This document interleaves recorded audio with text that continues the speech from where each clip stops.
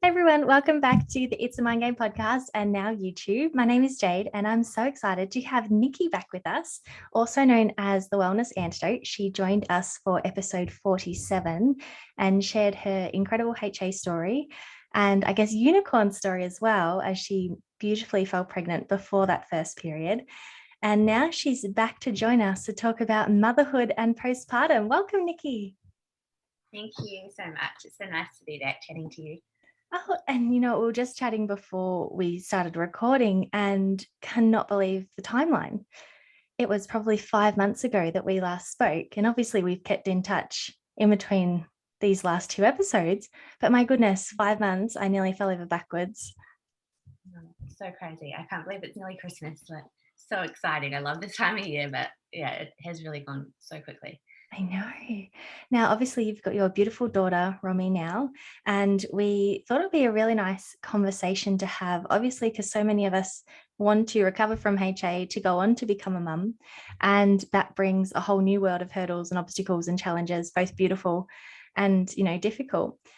But we thought it'd be really nice to open up the conversation to postpartum struggles and new mum life. And I guess I'm going to say a full disclaimer before we start talking is that we absolutely love being mums. There is nothing about any of this conversation that is going to imply otherwise. And I think probably a topic we'll touch on is just mum guilt, that if you happen to open up about something that you're finding a little bit more difficult to navigate, sometimes the reason you don't want to talk about it is because you don't want anyone to think that you're not enjoying this beautiful time of life. So you kind of hold it all in. So I think to get that out of the way, we love being mums, but this is just a nice conversation to sort of go, well, these are things that have come up for us and things that we've needed to work through. And just for any other one listening out there who's about to become a mum or is a new mum as well, you might sit there and go, oh, I get it. I get it. Do you want to start us off, Nicky? What are some things that you found beautiful, challenging about being a first-time mum? Yeah, you're right. You nailed it with that. It's mum guilt, even speaking about the hard things that come with motherhood, I guess. Especially when you've tried so hard to get pregnant. It's all I ever wanted was to be a mum. And I'm so grateful for every second. It's just so there's just such a huge amount of information out there, and I've found navigating through the different advice and the information and trying to figure out what works for you is just so extremely overwhelming in itself. And yeah, I found it to be it's an amazing journey, but it's challenging. I'm gonna have to shut that window. I'm so sorry. Someone's just started mowing next to me. That's completely fine. Now, so Romy's just over 5 months old, and Cosima will be 2 in January. So some of the things Nicky sort of and I've been chatting about, we've drawn parallels with when it comes to, I guess, body image, sleeping, and all that sort of thing. So I guess there's a bit of a current and a reflective side of this conversation.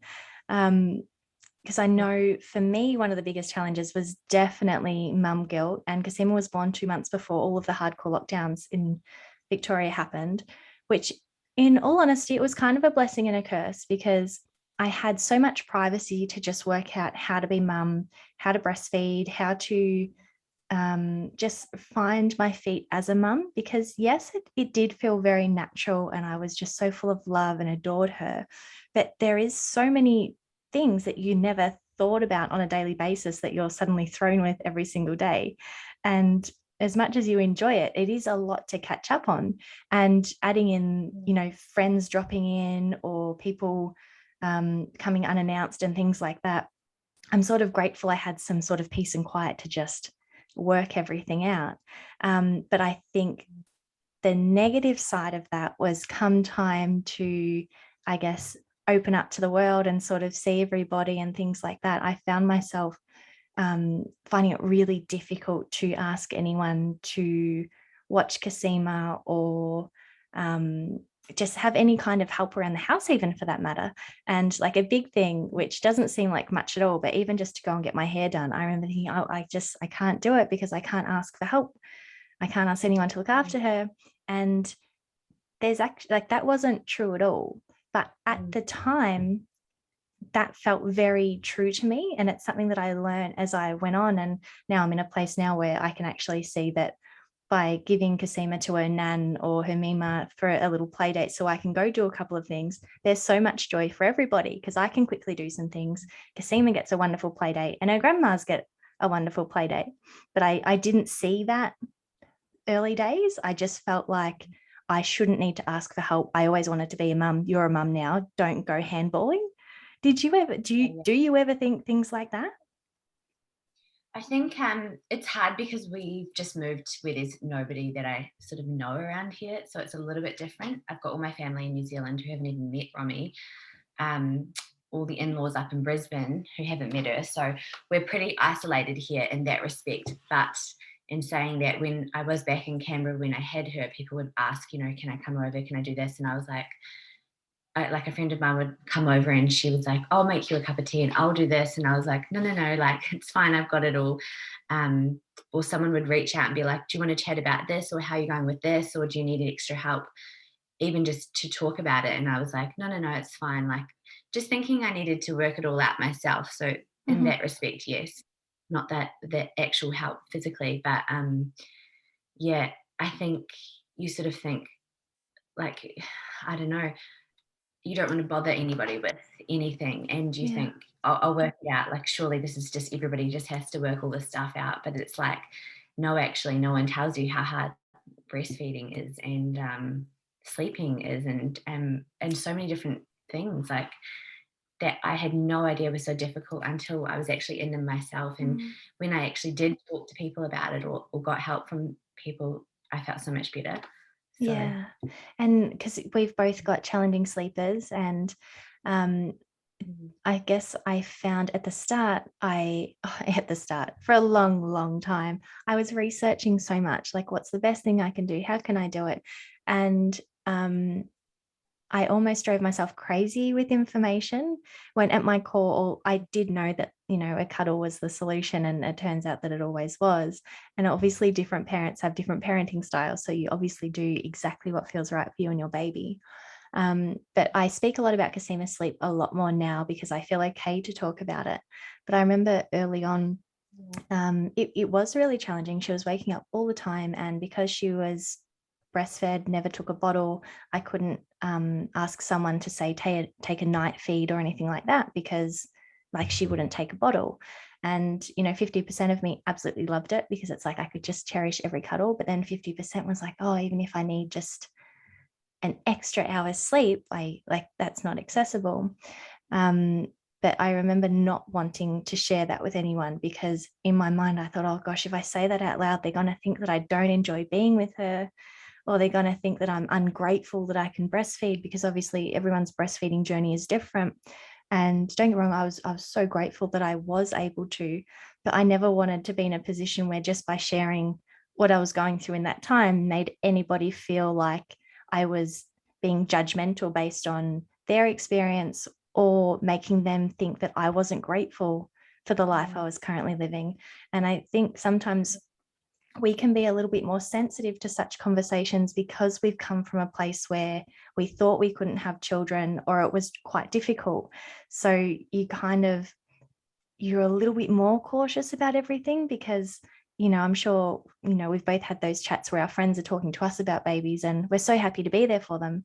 But part of it hurts because it's like, oh, it's something that you're longing for. Did you get like that with some conversations too? It's like, oh, I so want to share, but I'm scared you're going to take it the wrong way. So I'll just sit.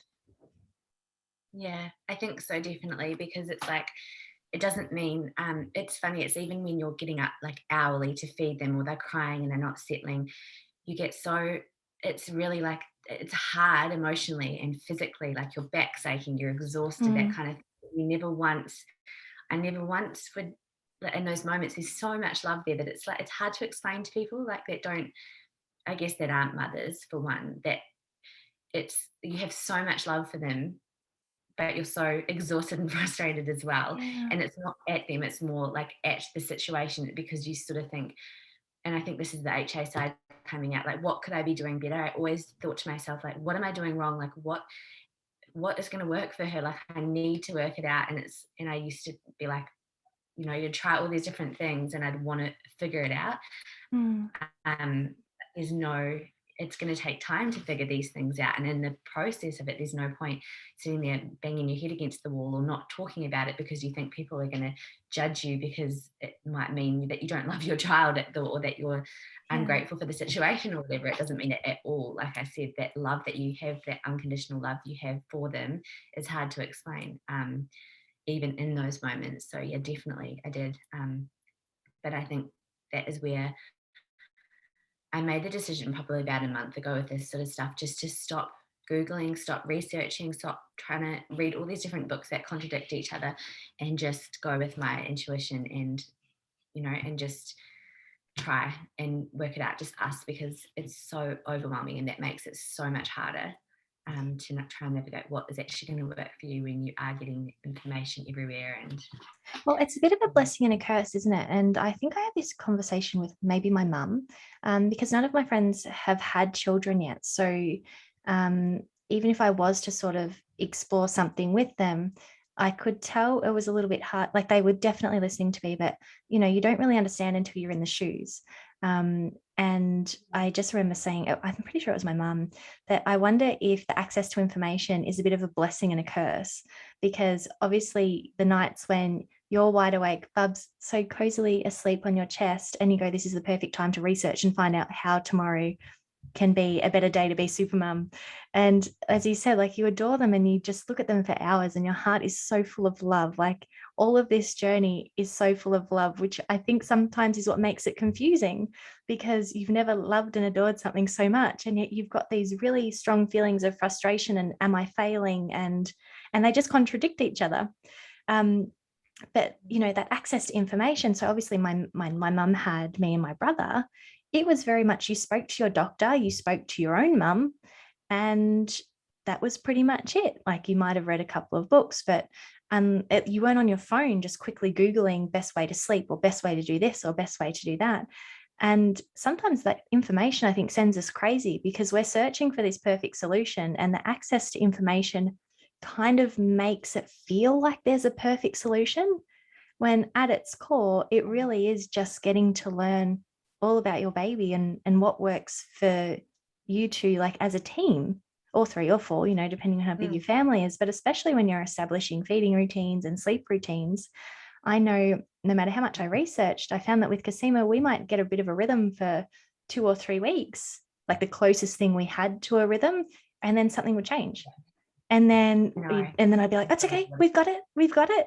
And then we do it for 2 or 3 weeks. I'm like, oh my God, it's changed again.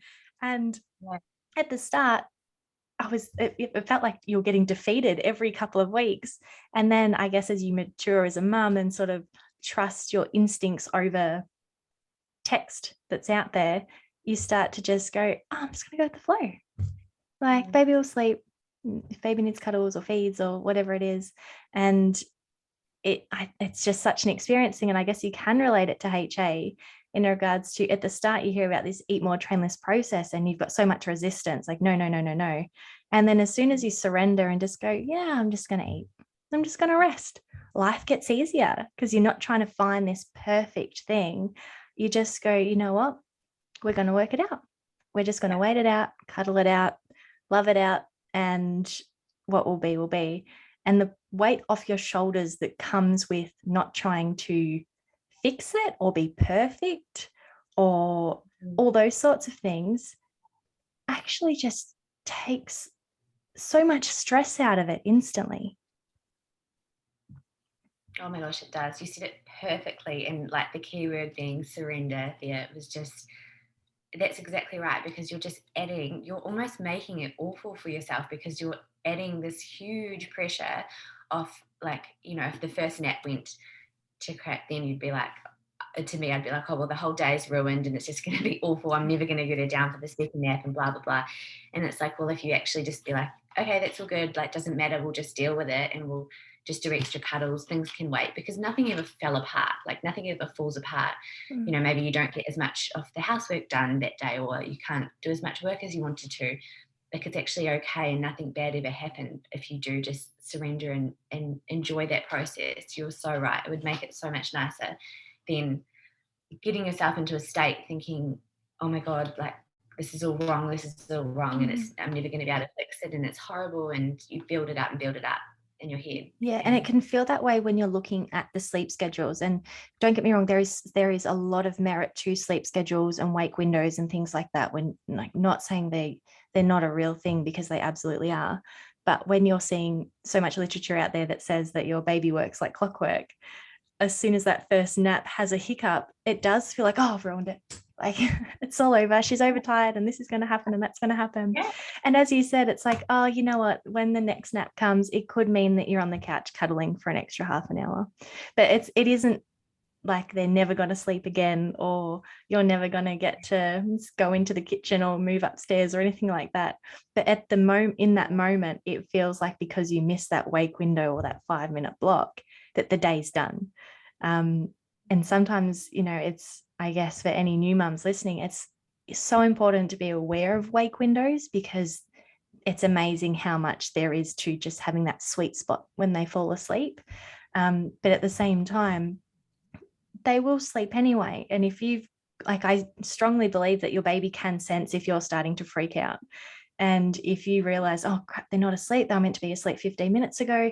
And then it's like you try harder to get them to sleep. And then they resist it more, because it's like they sense something's up. Like, why is mum panicking?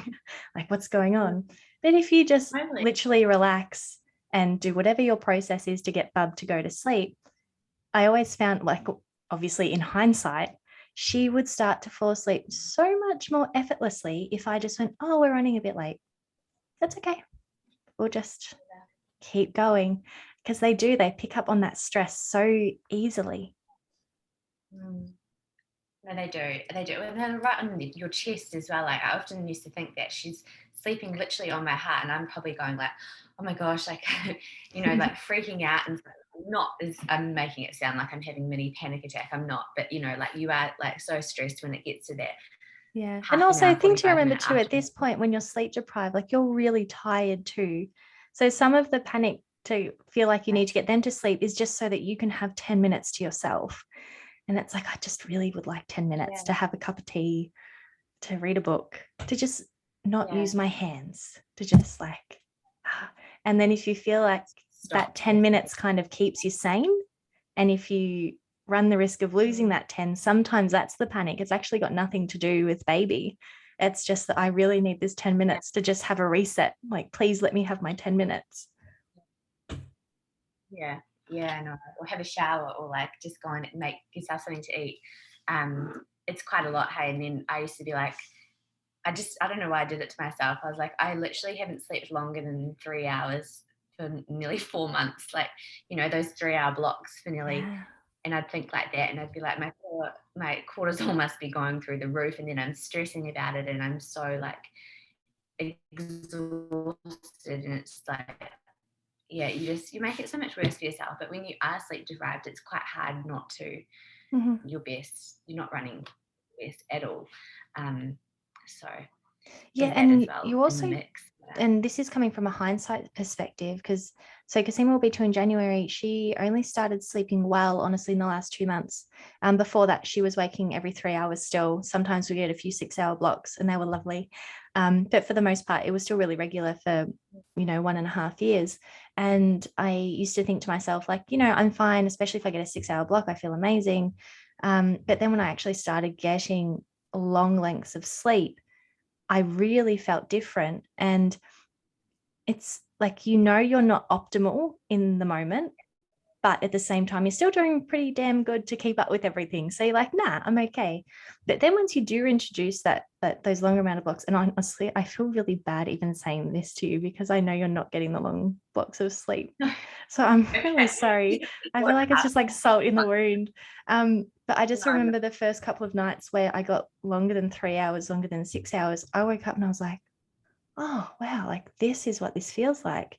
And you don't really know how much toll the sleep deprivation's taking on you until you've got the perspective of what it feels like to have more sleep again. And therefore, again, in hindsight, you can have more compassion for yourself and, you know, potentially being a little bit more panic stricken than normal, because you start to recognize, oh, wow, like I really was functioning off such low sleep. But it was nothing I could actually recognize when I was in it. It was I was a little bit hard on myself. Like, why aren't you like energetic 24/7? And why aren't you doing this? And why aren't you doing that? And now I look back and it's like, well, yeah, you were surviving, of course, but you weren't like thriving in this optimal sleep state either. Sleep's so healing, so good for you. And I know myself personally, I used to thrive off 8-9 hours. I would have to have my 8-9 hours. I feel very greedy looking back into that, like you didn't make the most. Yeah, but no, you worked so hard to get to this point. You're allowed to talk to me about long sleep stretches. Because And it I still is so think like, hard. Like, oh, and it wasn't that long ago. I it's was in the more same that, boat. but it's okay. Like she's young. It's more like, I think for me, it gets me. The only thing is like when I see a lot of my friends with children around the 3-4 month age. I don't know why. I'm just on Facebook. I know a lot of people that have got babies the same age as Romy that are posting my child's sleeping through the night, and I'm like, what? Like at 3-4 months, there's been so many posts recently that I've seen that's like mothers are saying my baby's sleeping through the night, and my partner Connor's like, well, you don't know if they're formula fed babies. You don't know if there's, what are they counting as sleeping through the night? Are they counting as 10 to 6 or, and all these other factors. And also, it's not your baby. Like all babies are different. Maybe Romy's going to be better at something else. Like, I don't know, like just because she's not sleeping through the night and these other mothers are saying that theirs are, like, I have to stop. You can't compare. You just can't. And you can't let it get to you, because there is nothing you can do. That all so different, and that's once again why all the information out there is just going to work for some people and not for some people. Like, Yeah, I think that's what makes it tricky though, because, and I went through the same thing with, you know, Kasima's cousin, 6 months older than her, and she was sleeping 12 hours straight. Oh gosh, like 5 or 6 months or something, like really young. And I remember thinking, like, wow, that's amazing. But that was sort of the only baby sleep I'd really heard about. So I thought it was amazing, but I didn't think much of it. And then I started noticing things on Facebook that were, you know, my babies same age or younger, sleeping 10 hours, 8 hours, all these sorts of things.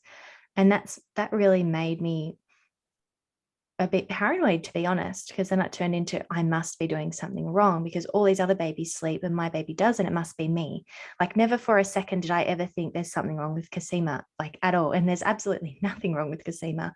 But when I heard those stories, it was very much, you know, it's my fault. I need to fix it, as in, I need to fix me. I'm broken. I'm not being a good mum. I'm failing at my job. Like, you've got one job and it's not working. And going through what I've gone through now, I honestly think that it, just like walking, talking, crawling, I really think sleep's developmental, and they get to a spot where they just learn to sleep through the night. And a lot of people listening to this will probably disagree with me, and you're more than welcome to. But I just noticed that at one point in time, Kasima just slowly become a better sleeper. And I have noticed as well that formula fed babies tend to have a full tummy for longer and tend to sleep longer. And I'm not quoting statistics or studies. This is purely just friendship groups and all that sort of thing. But it does seem quite common, because you just mentioned then as well how your partner said, well, you don't know what's going on behind closed doors. And that's a really interesting thing too, because I spoke to a pediatrician about Kasima's sleep when she was 9 months old. And I said, you know, she's 9 months, she's still waking every three. Like, what am I doing wrong? And she asked me a few questions about the behaviors and things like that. And she's hungry, feed her. Like, she's not even one. And I remember her tone in her response was really comforting, because it wasn't this, well, have you done this? And have you done this? She just asked a few questions. I answered, and she's, like, she's a baby, feed her, she's growing. And I was like, oh, of course. Like, that's it's that simple. And sometimes you need to hear that it's like, no, there's no wrong or right here. It's just, she's hungry, she needs more. How did you go with, no, keep going, sorry. I was just going to say, especially with the waking during the night, like, you know how they're different cries, and I never realized this until I was a mum. Like, their hungry cry, their upset cry, their grizzly, they've got different. If I hear her doing her hungry cry in the middle of the night, I'm like, I'm going to feed her, and that's it. Like, I'm not going to try and let her cry it out, or Mm. leave her, or let her settle. Like, I know she's hungry, so I'm going to get up and feed her. And it's like, I don't know. I couldn't let my baby sleep 12 hours, even if she's not ready to, obviously, like Yeah. other babies are. So yeah, No, that's so really important that agree you with brought up that. about the Um, different cries though, for two reasons. One, when Kasima started on like purees and solids and all that sort of thing, I bought her a Subo bottle, which I'd put like a smoothie in it, yogurt, banana, oats, oh, wow. honey, peanut butter, like literally calorie dense thing. Because she wouldn't take a bottle, but for some reason she would drink this Subo bottle. And that was when she jumped from 3 hours to 6 hours. That happened within 2 days of having a smoothie a day, like, because they said she was hungry and obviously she wasn't getting enough during the day. So she'd make up for it at night. And then that smoothie come in, and like, oh my God, it was an absolute blessing.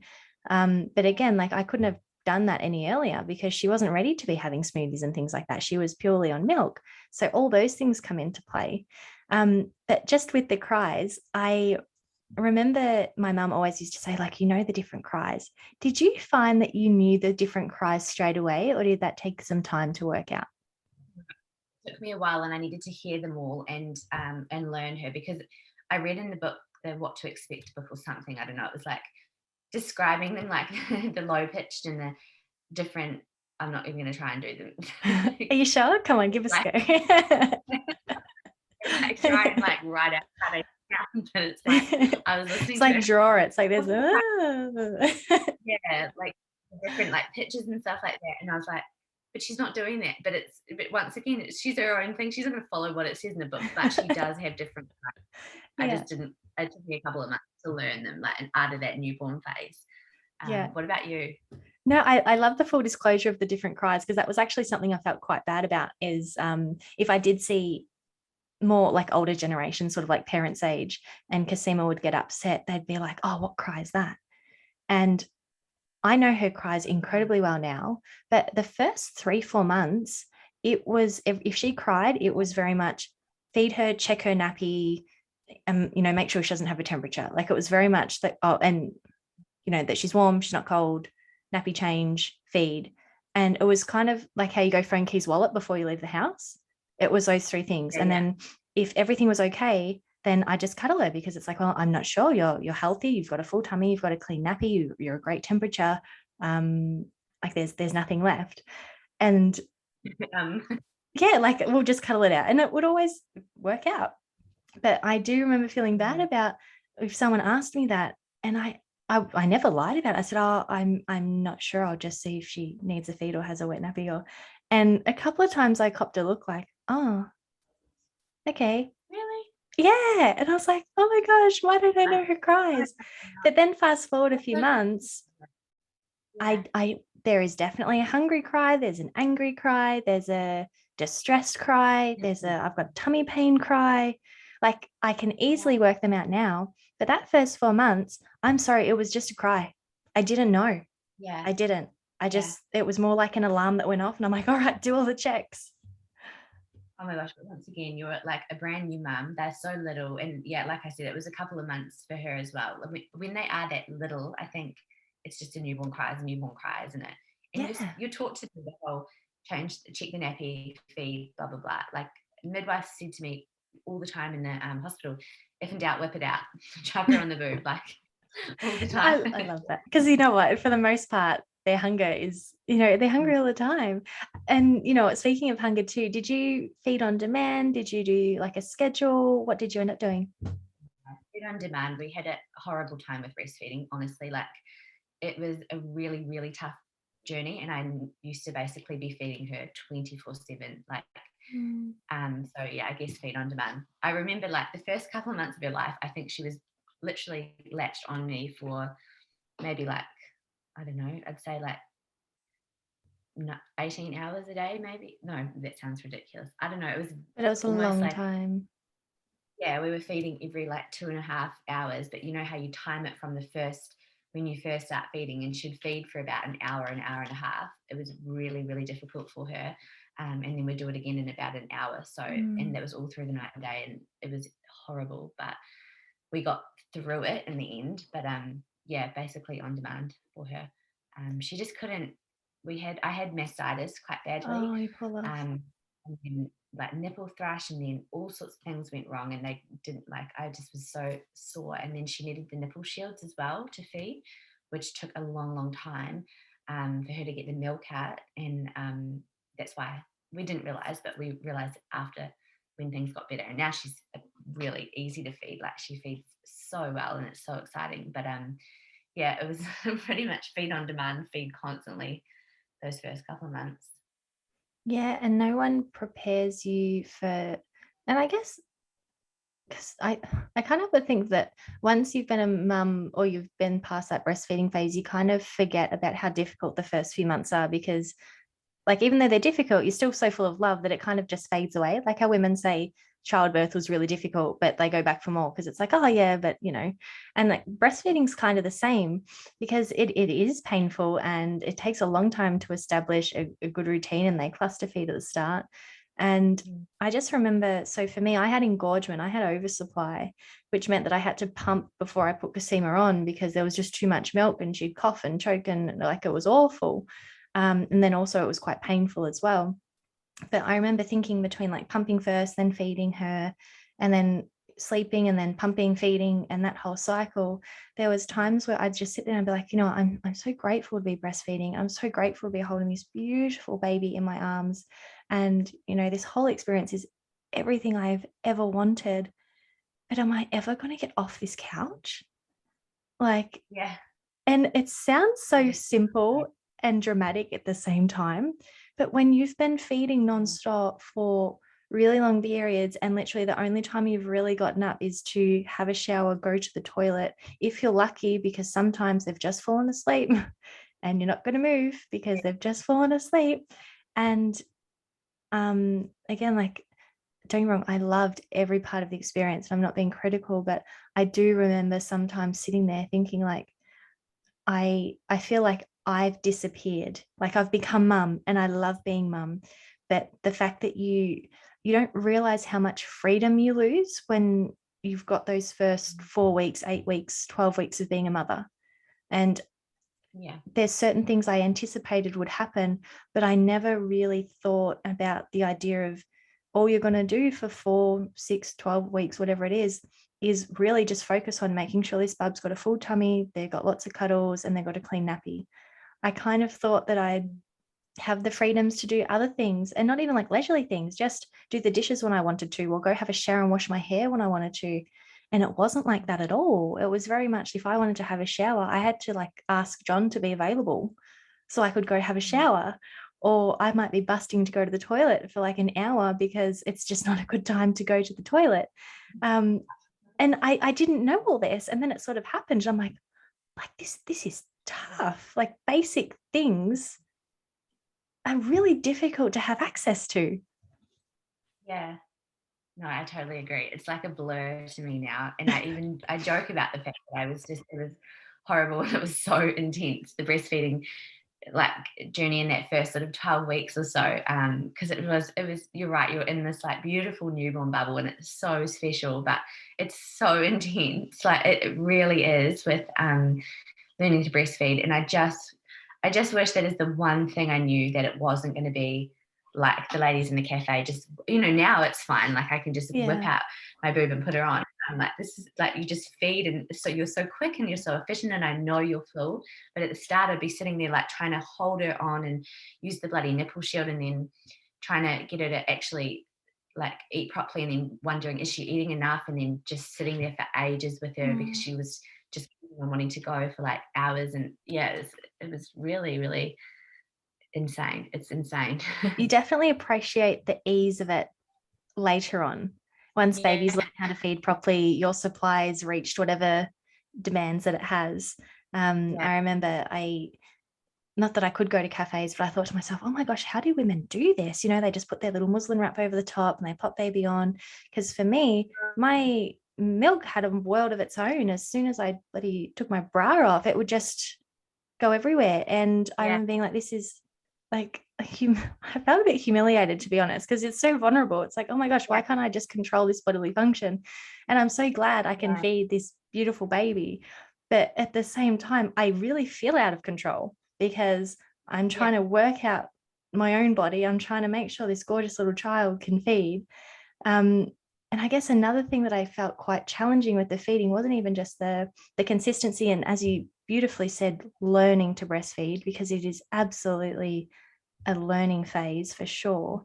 But did you find it really difficult to hold conversation when, like, first, when you're first breastfeeding, not now when it's sort of like you just pop her on, she knows what to do, but when at the start, when you're trying to make sure they latch properly and that they're, on a nice little position to take in the right milk. And I just remember sometimes if my husband was talking to me, I'd be like, I just need you to wait 10 minutes because I can't think. I don't know why, but as soon as I start trying to feed her, in between trying to work myself out, trying to work her out, it's like there's no space for anything else. Did you ever feel that way? Yeah, I would describe it as like I used to just like zone out.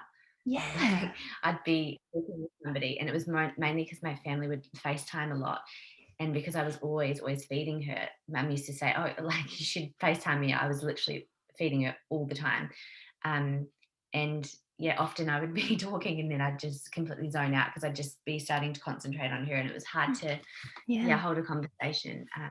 Now I can't though because she's like at that phase where she's super Mm, distracted. Like if yeah. Connor comes in the room and I'm feeding, she'll be like and look at him and start smiling.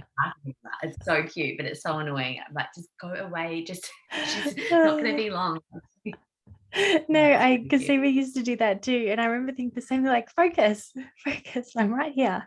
Like, Yeah. just finish your No, feed I'm and then like, you can look, because you're also so yeah, she's exposed too. As soon as they turn to whip their head around, it's like, oh, okay, my boob's just out in the open right now. Thank you. yeah, literally. Just learned to blow like raspberries as well. So now she'll just stop and unlatch and like look at me and start blowing raspberries. I'm like, can you not? Like, it's so cute. But she spits milk at me because she's just spitting and smiling and laughing. It's so funny. She's got such a cute, little cheeky personality. But it's like, but I think back to like, man, back like 4 months ago, and I was sitting here stressing, trying to hold you on and Yeah. maneuvering the little nipple shield and everything. So I'm so grateful for that experience, even though it was, yeah, I don't like it. I didn't like the experience. I honestly didn't. Like it was really tough, but yeah, looking back, I can see the funny side and I can see like how far we've come. So it's like it's Yeah. good. What was your motivation for using the nipple shield? Was that sort of suggested by a midwife, or you always knew you wanted to do that? How come you ended up using that? No, I had quite like flat nipples, like they didn't really like come out at all, and now they're Okay. fine. But she couldn't latch without them, Yep. and we were trying everything, and she just wouldn't latch. And it was like you know how the midwives rotate. I didn't. I went through the public system in Canberra, and the midwives would rotate, so everyone would come in and try something different. And then this one lady said, "Have you tried nipple shields?" And I was like, "No, but like, give me anything," because she wouldn't stay on. And so Mm, I used one, and it was fine. Like she could suck and just immediately. And yeah, I don't like them because they're annoying because you have to wash them and sanitize them in between every feed, which was a nightmare. mm. But yeah, it was the only thing that got her to start breastfeeding. So I used them and then I weaned her off them, and we were fine. So Yeah, because yeah. that's a big part of the process, isn't it? The working out even just intervention methods for breastfeeding. Because I was public system too in Victoria, and when I was in hospital for those couple of days after the C-section, I wasn't having any difficulties with feeding her. Like, she was latching well, my supply was good. But once I got home was when the like engorgement really kicked in. And it was just by Yeah. chance that a friend of mine, she's a midwife, and I think she spoke to my husband or something at jujitsu. She's like, how's Jade going? He goes, oh, like everything's going really good, but like literally her chest is too full and now the baby's finding it hard to latch on. And she ended up calling me and saying, like, oh, has anyone ever told you to pump first? And didn't buy a pump or anything like that because I didn't even know if I was going to be able to breastfeed. I was very much, I'll just give it a go in the hospital. And if it works, fantastic. And if it doesn't, well, formula it is, no biggie. And when she suggested that, I just remember thinking, oh, like I never gave this any thought. And she actually lent me her pump. And oh my gosh, it was just such a lifesaver. Like, yes, it was an extra task to do, but it made feeding just that little bit easier. And I wouldn't have known that, because like my mum didn't breastfeed. I think John's mum only did for a couple of weeks, and that was 30 years ago. So they're not that in touch with these things either, and none of my friends had babies yet. And I just thought, if I hadn't have had that conversation with her, I'm not sure what I would have done. I think at some point I would have called up like Breastfeeding Australia and asked for advice. But as sort of what you experienced, depending on who you get, they offer different suggestions. And it almost feels like by chance you get the right information for what you need. And I guess moral of the story is, if you're breastfeeding and you're having difficulties, like keep asking different people until something clicks, not because, you're doing anything wrong. You're not doing anything wrong. It's just, there's probably just one thing that works really well for you, and you've just got to find it. Absolutely agree. Yeah, absolutely. I think it's a really good piece of advice for anybody that is struggling with breastfeeding. And we're lucky we've got the Australian Breastfeeding Association now, because you can just call them basically, hey, and they've got all this information. And you're right. There's so many different techniques, even like ways to hold baby that's going to change the experience, and options and everything. Yeah. Foods to eat, like for undersupply, and for things you can do for oversupply, like pumping. Like, there's so much that you can actually do, but it's just working it out once again. Hey. Yeah, and there's some level of perseverance to it too, because depending like oversupply, undersupply, and again, if you decide you don't want to breastfeed, like you do whatever works for you. And I'm just a strong believer in that. There's so much to think about, but you just make everything as simple as you can, as long as baby's got a full tummy. Perfect. But one of my girlfriends recently had a baby, and her supply was slow to come in, and she was kind of grateful that the midwife sort of just said, here's the formula, like just give the formula. You can wait and see if your milk comes in, and then we'll go from there, which she found really comforting, because it wasn't someone saying, keep trying to breastfeed, and if you can't, then this is your backup, which could have given a negative tone, which is what a lot of women get. It's like, oh, well, if you can't have formula. And it gives formula a bit of a sassy tone. And it's like, there is nothing wrong with formula, nothing at all. And then she got back home, and it was like the milk just never come in. So she called Breastfeeding Association Australia and had one consultation with them. They gave her a few tips about like heat packs on her chest before she feeds, about how to relax to let the letdown happen a little bit easier, settings for the pump. And she doesn't have enough of a supply so that baby can be all breast milk, but it's enough that she can have like a 50-50 split. And that phone call was the saving grace, because otherwise she wasn't sure what to do. And the fact that she did reach out, she had some leeway there. So definitely, it's amazing how much you've got to work with when it comes to breastfeeding. Even as you said, on the nutrition front, like there is certain things that actually can help your supply. And if you try everything and it doesn't work, like it's okay. But I was mind blown at the different levels of things you could do to sort of help with that whole process. Yeah, it is good. Hey, it's really, really good that you've got all that information out there.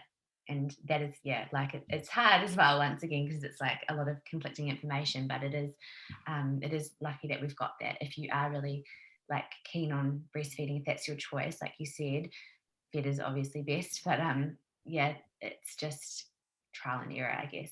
The food, the nutrition, the foods though, oh my gosh, just on that quickly, I couldn't believe how much of a difference my body reacted to some of those foods to encourage my milk supply at the start, because I had a little bit more of an undersupply.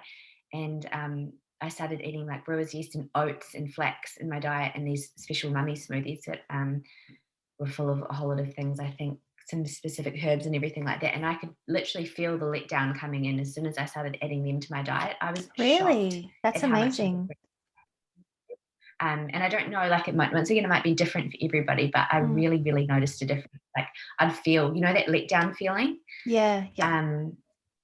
You probably got quite a lot with the oversupply. I never got that until I started eating these foods, and suddenly I was feeling let down, and I'm like, what the hell? Like it's got to be. So it was, and then I'd stop eating them and I wouldn't feel it, and then I'd start eating them again and I'd feel the letdown, and it was a game changer. That's really amazing. good. Hey, because I know that brewer's yeast and oats are like two key players on the nutritional front of helping supply. Because I remember like the booby bickies and things like that. And Yeah, yeah. I guess Instagram must have known that I had a baby, because suddenly it started showing me all these like booby cookies and things like that on the ads.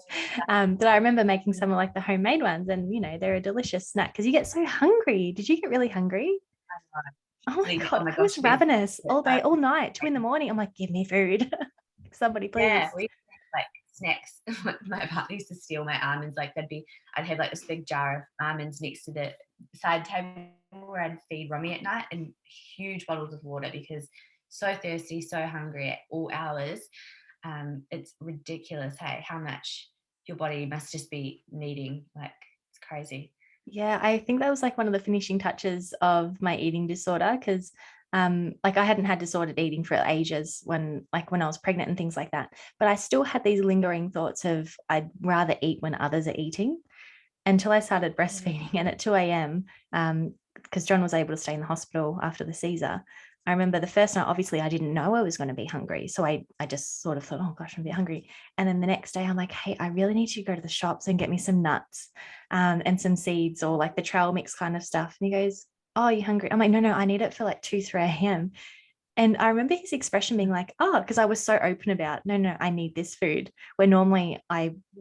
I just wouldn't have mentioned it. I would have just gone hungry. And I think 2 or 3 nights later, he goes, you really do get hungry, don't you? Because the bag would have been gone. Like a couple of handfuls later, done. I'm like, you have no idea. Like it is an intense hunger, as in I'm not sleeping unless I eat. Yeah, like your stomach is rumbling, like yeah. And I would even just like eat a good lunch. Like I made a whole lot of Ayurvedic healing foods and like beautiful foods to eat postpartum, and stocked my freezer out, and they were gone in like a couple of weeks, because it would be like you'd eat and then you would literally feel so hungry like 2 hours later. And I was like, I've eaten, or like an hour later, I've eaten like a good amount of food, like a Mhm. balanced meal. And I just need to keep eating, and it's a lot.